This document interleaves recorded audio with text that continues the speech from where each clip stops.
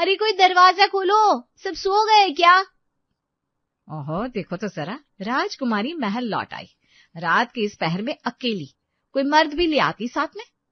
भाभी मैं अपने फ्रेंड से मिलने गई थी, उसने ही ड्रॉप किया है। ये क्या फ्रेंड? ऐसी कौन सी फ्रेंडशिप है जो रात 11 बजे तक चलती है? हम लोग तो अच्छे भले घर की औरतें हैं रूही, हमारी नजर में ये मॉडर्न होने का नाम लेकर बद चलनी है। बद चलनी?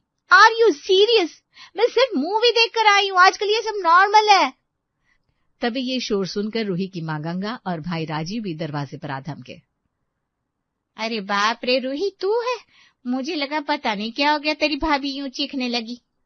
आ गई हो तो वहां दरवाजे पर क्यों खड़ी हो? अंदर आओ। भाभी आने दे तुम ना। सुन लो, इसकी हिम्मत देखो, सबकी बात काट रही है। हाँ, मैंने इसे अंदर नहीं आने दिया, पहले इसकी अकल ठिकाने लगानी है।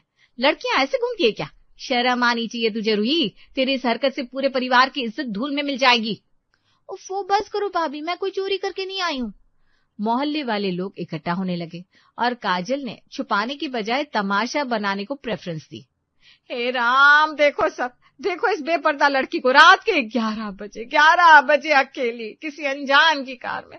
कहां से आ रही है, किसके साथ थी, क्या करके आ रही है, कुछ पता नहीं। हमारे खानदान में तो औरतें शाम ढलते ही घर की चार दीवारी में समा जाती है। उसकी आवाज इतनी तीखी और गूंजती हुई थी कि पूरा मोहल्ला दरवाजे पर इकट्ठा होने लगा। चमेली अपनी चुन्नी ठीक करती हुई आई। संजय मुस्कुराता हुआ घर से निकला। अरे बाप रे काजल बहू, ये क्या हंगामा है?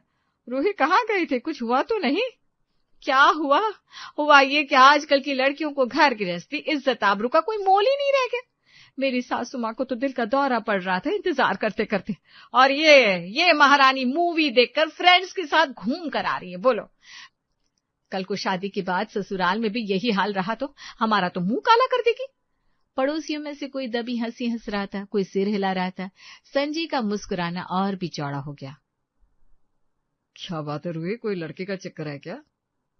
बस संजय भाई, चाची चाचा आप सब जाइए, कुछ नहीं हुआ, घर का मामला है, शांति से सो जाइए। हमें क्या, हम तो सो ही जाएंगे। अपनी बीवी को सहलाओ जो बेकाबू हो गई है आधी रात को।